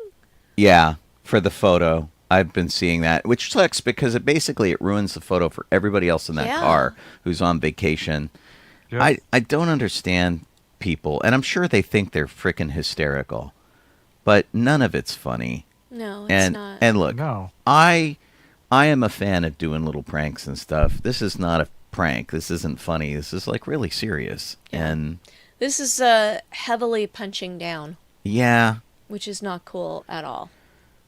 yeah, it's really kind of a bummer. And I'm sure that that people, yelling out the N-word and stuff is just them thinking they're subverting the old Splash Mountain, which had its start in the Uncle Remus stories and stuff, which was it all came from like black storytelling and whatnot. Like, can you just imagine being a kid at Disneyland and hearing something like that? Well, and the thing that I think really not sucks okay. too is that so when they first announced they were going to do a redo on Splash Mountain and they were going to make it Tiana's, I saw so many little happy black girls that were so thrilled to be represented in a ride. Yeah. And it's like, can you imagine these kids being on the ride and like some jackhole is yelling racist stuff in the middle of the ride, and all these kids want to do is have fun and get a little wet?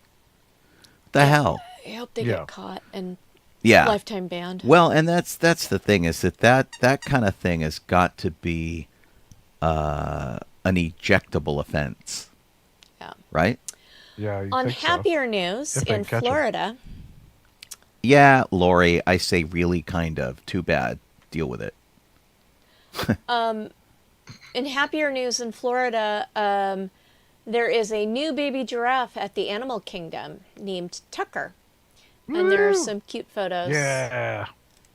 That Tucker's mom is named Mara, and they are Maasai giraffes. This is the first giraffe calf born at Walt Disney World Resort since 2021. And Mara, the mom, has been in the park since 2015. It looks so tiny. Wow. I mean, it's a baby, so I'm hoping it looks tiny. That's pretty cool.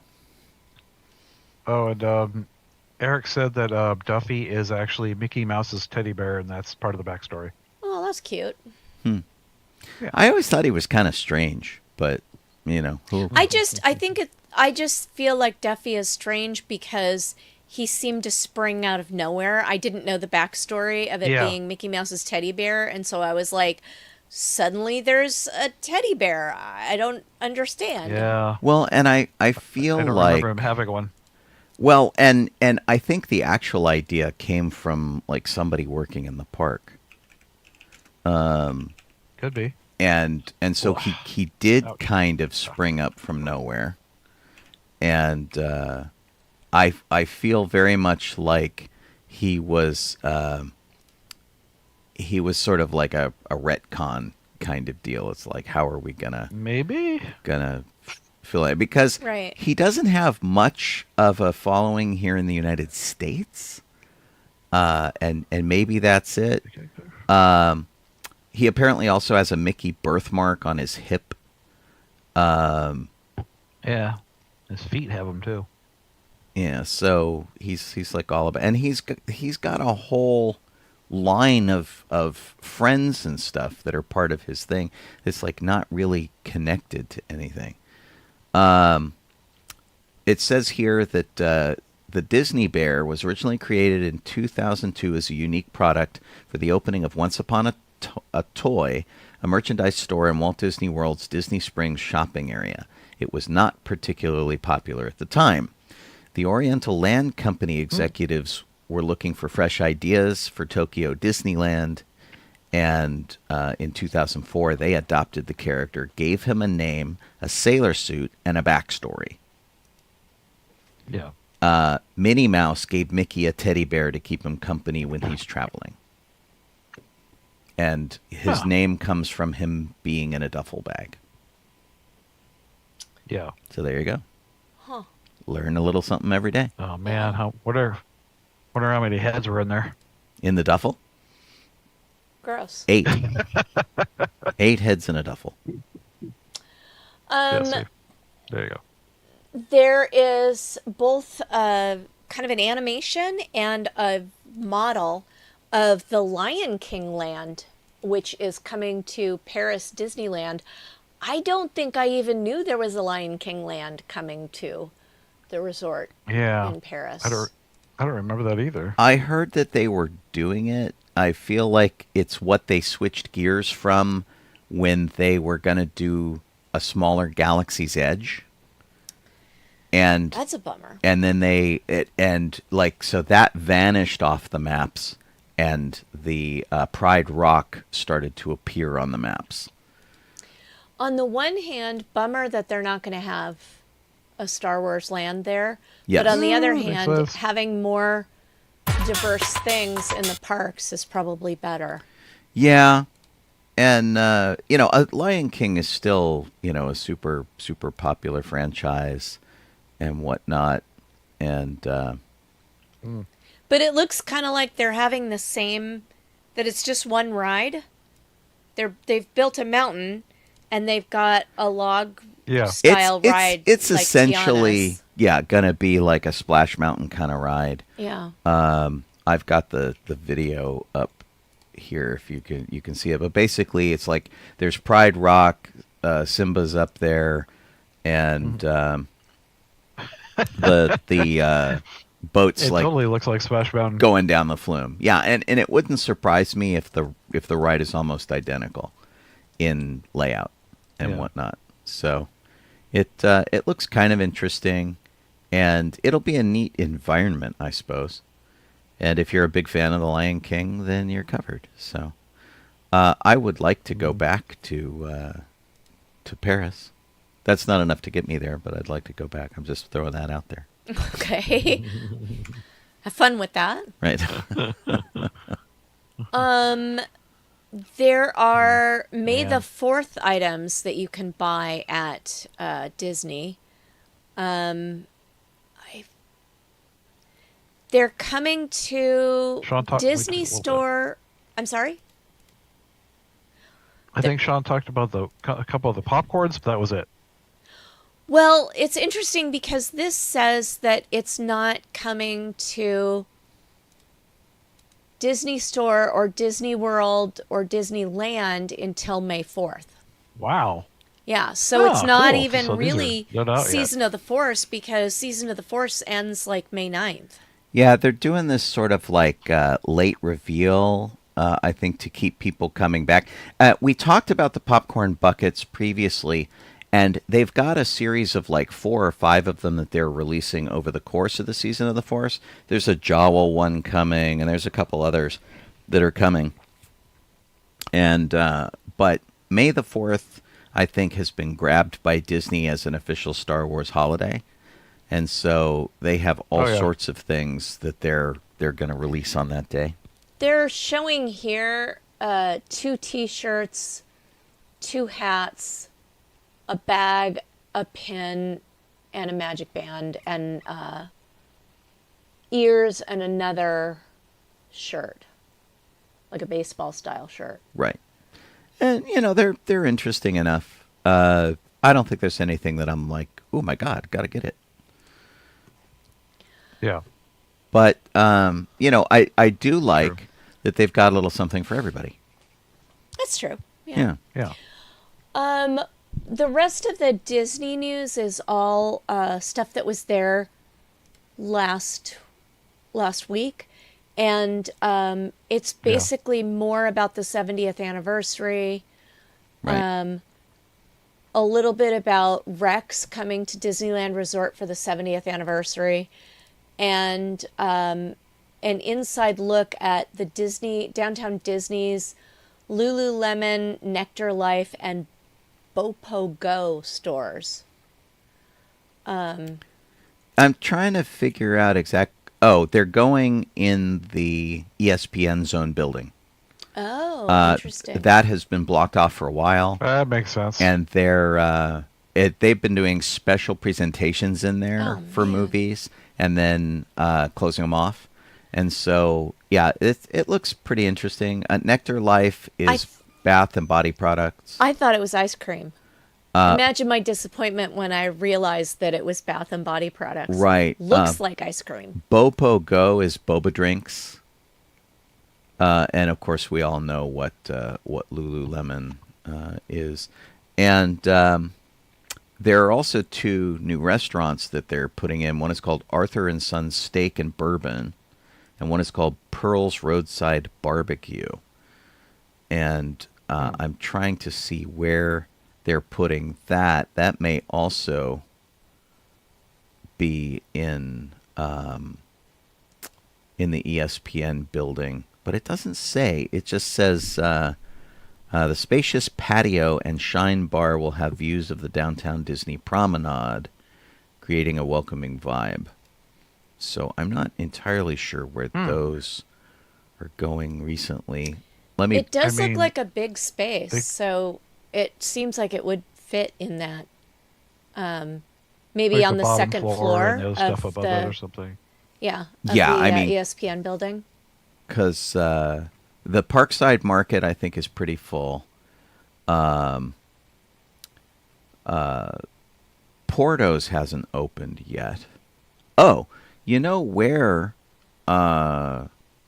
this Arthur and Tortilla Joe's. Yeah, that's what I was going to say, is that it might be opening in Tortilla Joe's. So, interesting. Anyway, so they're also going, here, I'll show you real quick. They're also going for mid-century modern stuff. The barbecue place looks like a gas station that's been converted. They haven't even begun construction on Portos yet. They haven't. And then Arthur and Sons is also not particularly special. It's just the usual mid-century modern that all of downtown Disney is now becoming. So, and they're gonna do new designs and stuff at the Lego store apparently. So there we go. All right. So Sean, you want to take the next section? Surely. We lost a few people over the past couple of weeks.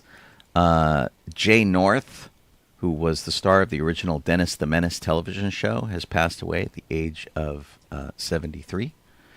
If you were of a certain age, of course, you knew him as in the old black and white television show that was based on Hank Ketcham's comic strip.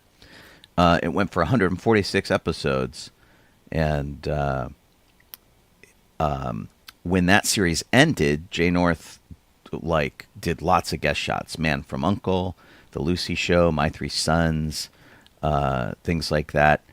He also did voice work for characters like the Banana Splits Adventure Hour and the Pebbles and Bam Bam Show, which was also the show that featured Mark Hamill doing voices before he did Star Wars. Okay. Robert Trebor passed away, and his name always confused me because Trebor is Robert backwards, so he's technically Robert. Yeah. He was The heck? Salmonius in the show Hercules: Legendary Journeys, and he was also on Xena, the Warrior Princess. He played the son of Sam in a TV movie. He actually was super, super cool. Colleen and I had the opportunity to meet him at a San Diego science fiction convention that was one of the smaller ones at the Town and Country. He brought some episodes of his show that had not been aired yet and played them for us in the con suite. And we all sat around talking about acting and shows and all this kind of stuff. He's a really nice guy. Really, really nice guy. And so sad to hear of his passing at the age of 71. Octavio Dotto passed away. He was in this recent nightclub roof collapse that just happened in the Dominican Republic. If you follow baseball, you know that a lot of baseball stars come out of the Dominican Republic. He went back after he retired. He was pulled out alive, but sadly died at the hospital. He was a pitcher in Major League Baseball, and he played for 13 different Major League Baseball teams in a 15-year career. New York Mets, Detroit Tigers, and he was on the Cardinals, which was the team that won over the Texas Rangers in Game 7 of the 2011 World Series. That whole disaster actually was pretty terrible. The governor of the region was there at the club and passed away also, and it was just a really horrible disaster. At the age of 90, Richard Chamberlain passed away. He was in The Thornbirds, which is a miniseries. Dr. Kildare is the show that kind of put him on the map. And, of course, he was in the original miniseries of Shogun, which recently got a redo lately. He played Anjun-san in that opposite John Rhys Davies, as I recall, and I think Toshiro Mifune, if I'm remembering correctly. So anyway, 90 is an amazing run. Richard Chamberlain was in The Three Musketeers, did all sorts of great stuff. He did Broadway with My Fair Lady. Just a super talented romantic actor that set hearts aflutter. Bruce Glover passed away at the age of 92. He was the villain Mr. Wint in Diamonds Are Forever. He is the father of Crispin Glover. And he worked with Bette Davis and Anne Bancroft. He was in Chinatown, Walking Tall. Has a whole list of like great 70s movies that he was involved in. Nancy B. Heffley passed away. She was the organist here in Los Angeles for the LA Dodgers at Dodger Stadium. She was 89. If you saw a game in the past 30 years, you heard her play the organ. She was kind of amazing and certainly a high point. I'm not a big baseball fan, but it was always fun to see her play the organ. We mentioned the Star Wars Holiday Special earlier in the show. Patty Maloney was the actress who played Chewbacca's son Lumpy. Her costume in the show was made of actual human hair, knotted through the net that was the costume. She said it was like hot as heck to be in that. Oh no! And she was in the movie Under the Rainbow with Billy Barty. She did a whole bunch of stuff with Sid and Marty Krofft, like the Far Out Space Nuts, with Chuck McCann and Bob Denver.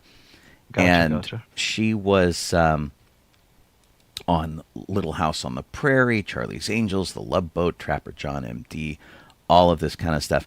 And she was, despite being diminutive, a huge draw in Las Vegas with a one-woman show. She was a triple threat, sing, dance, act, all that kind of stuff. And of course, the whole Star Wars Holiday Special thing kind of became one of those things that she was, kind of known for. That was dodgy. But and she left that. Oh. She was working on Towering Inferno when she got the call to go over to Stan Winston's and have her face molded to become a Wookiee. And it was crazy. So anyway, she was born in 1936 and passed away at the age of 89. And of course, the big one this week, Val Kilmer passed away at the age of 75. Did an incredible turn as Jim Morrison. Of course, he played Batman and Bruce Wayne in one of the early run of Batman movies. He was Iceman in Top Gun. He was Doc Holliday in Tombstone. Just phenomenal actor whom we will always love for being in Real Genius and in Top Secret, because not only could he sing, but he could do comedy as well as deep drama. And the last thing we probably saw him in was the Top Gun Maverick movie. He was suffering from throat cancer, which made his acting even more poignant. He did the movie The Saint. He was in Kiss Kiss Bang Bang. He did The Island of Dr. Moreau. All sorts of incredible stuff. And True Romance. He played Elvis Presley. He's credited as the mentor. Oh, see, there you go. But he was Elvis Presley. And of course, he was in Willow as Matt Mardigan. So it's just an incredible career, more than I can list, and very sad to hear that he's passed away at the age of 65. Thank you. Mm-hmm. Yeah. Jeff, Dadgummit. speed round. We've got 10 Yes. minutes. Speed round. Since I live in Orange County, this one is one that's kind of something that's bothered me for quite some time, because since one of the new owner had taken over the Angels, where he decided to name it like the Los Angeles Angels of Anaheim or something like that. That was so ridiculous. Because he wanted to associate it with the Los Angeles, which makes no sense. So the mayor has been talking to an open letter to the mayor of Anaheim, Ashley Aiken, just saying that wants Orange County to recognize Anaheim prominently as the team's location and partner and such, and the team is saying, we want to work you guys together. But there's nothing in this article about them saying, we're going to change it back to Anaheim Angels or California Angels. There's nothing about that, unfortunately. But it's an open letter from the mayor to the team saying, hey, can we basically go with something Orange County instead of Los Angeles, because we're not in Los Angeles. and we'll see how that goes. Apparently, they've been. Apparently, Anaheim owns the stadium, and the Angels are Angels there and don't have to pay rent. Believe it or not, and they're there until like, was it 2032 right now? And they're trying to get them to bump their lease up to stay till 2038. 2038, who knows? But at least up to 2032. So, I just hope that they, actually do and not, go back to saying, California Angels at least. Yeah, well, we'll see how that shakes out. Yeah. I wanted to talk about a 96-year-old first-time parent. Of course, this is a turtle. It's a tortoise, actually, as I'm sure many people have guessed. The Philadelphia Zoo has a pair of Western Santa Cruz Galapagos tortoises, which are the largest living tortoise species. And the mom is actually named Mommy and has been living at the Philadelphia Zoo since April of 1932. Wow, that's a long run. Yeah. Actually, they estimate that she's 97 years old, and Abrazo, the hatchling's father, came to the zoo in December of 2020, and he's estimated to be 96 years old.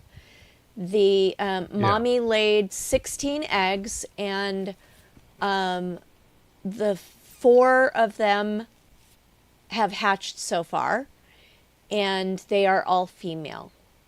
They haven't announced any names. Oh, my goodness. And they expect more of the eggs to continue to hatch in upcoming weeks. So Cool. the zoo has one other adult Galapagos tortoise named Little Girl and 2 giant Aldabra tortoises named Betty and Wilma. Sean, what do you want to talk about? So a lot of noise was made over the merger between Disney and Fox Studios, 20th Century Fox. Disney moved into the 20th Century Fox Studios to do a lot of their productions, even though they have their own Buena Vista stages over in Burbank. They're separated by probably about 30 miles. Fox has a 53-acre lot that's got 80 permanent buildings on it. They want to build more sound stages because they're hoping to keep more production here in Hollywood. And Disney moved a whole lot of their shows and stuff into it. And a lot of the stuff that you watch is probably shot there or was shot there, like Modern Family, Speechless, Fresh Off the Boat, The Orville, much of what Ryan Murphy did. 911 and 911 Lone Star are currently there. So we don't know how many of these shows are going to get relocated to the Disney lot, if they're going to stay over here, and what Disney's really going to do. I don't know who actually owns the Fox lot, and it sounds like Disney was sort of renting it, even though they own Fox. I think Fox is kind of still its own company where the lot is concerned. It's not far from where we are, and it's absolutely huge. It's chock full of history. Sound of Music was done there. Hello, Dolly was done there. I've worked on movies and TV shows there since I was in high school, and it's a really great lot. And one of the shows that took over much of it was Bones, television series Bones, which was really cool. So Disney's largely retreating to Burbank. I guess they just don't want to pay money to do their shows there anymore. Again, even though they own Fox, so I don't know. It's apparently the real estate part of it is a completely different setup. But they want to do 9 new sound stages, and keep running it to do productions. And it's an amazing facility. So we'll see what happens. But the complicated world of real estate, especially where it pertains to Hollywood. Interesting. Jeff? Good grief, man. So we talk about these a lot, where it's like they talk to the people where they're at the red carpet or something or whatever. This is at a convention and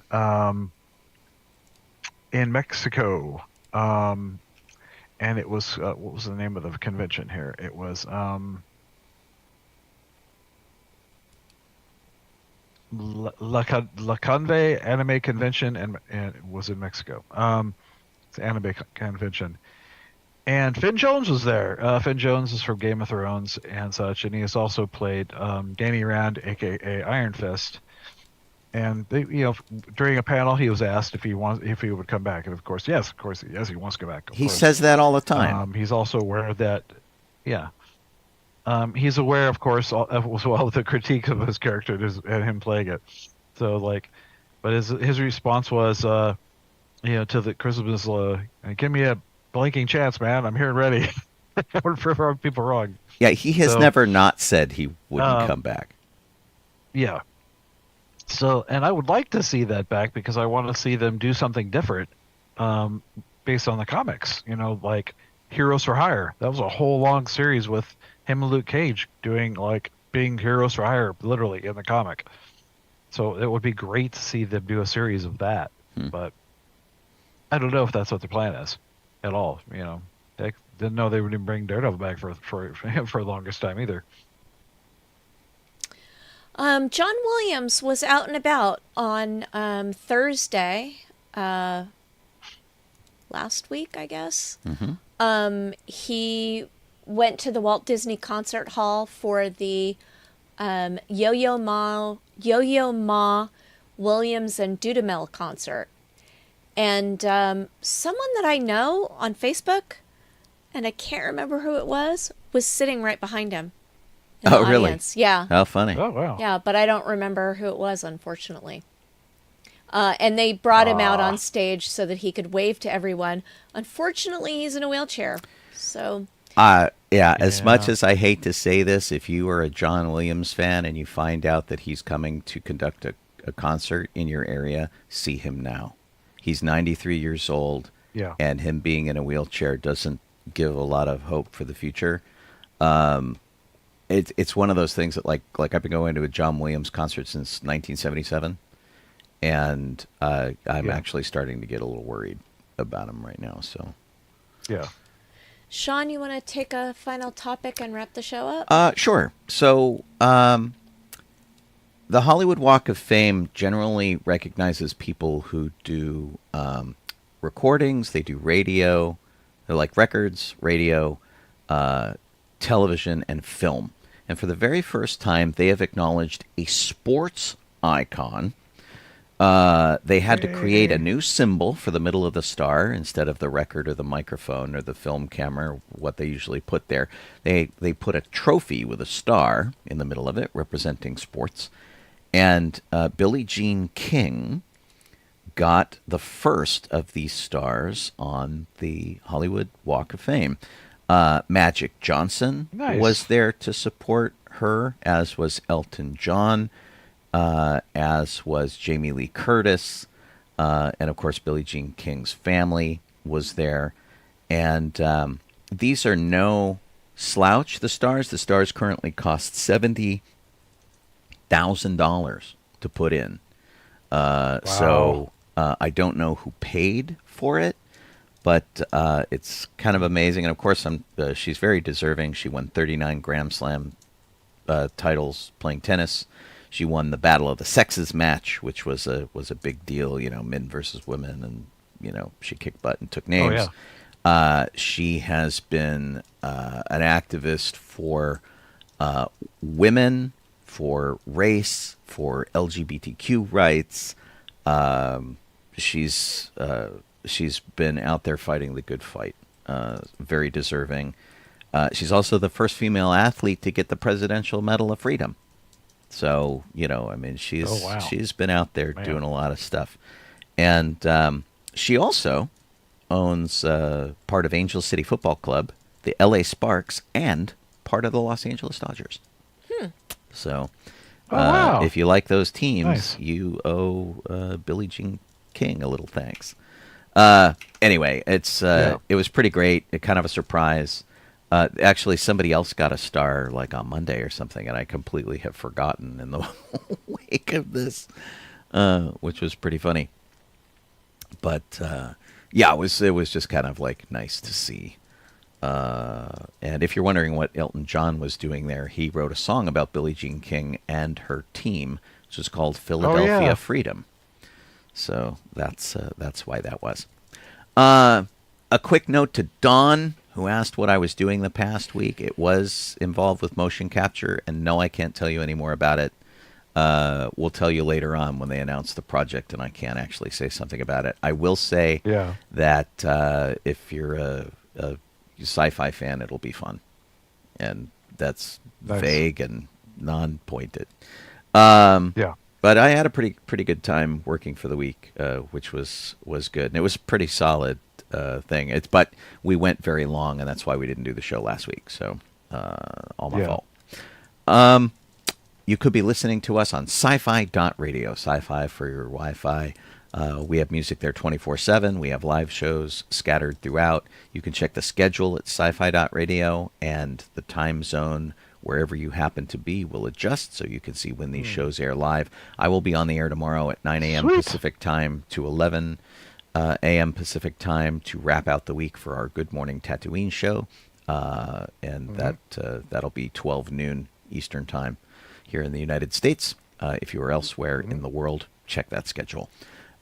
You could be watching us on Facebook or YouTube or Twitch. If you are doing so, thank you. If you are subscribing to us or following us or any of those things, thank you for doing that. We're very grateful to have your company. We appreciate your chatting over in the chat. And we appreciate Kit, who's not with us tonight. She's off working because money makes the world go round, and we got to do that stuff. So thanks, Kit. We appreciate it, even though she'll never hear this. I'm calling Kaylee Crosby.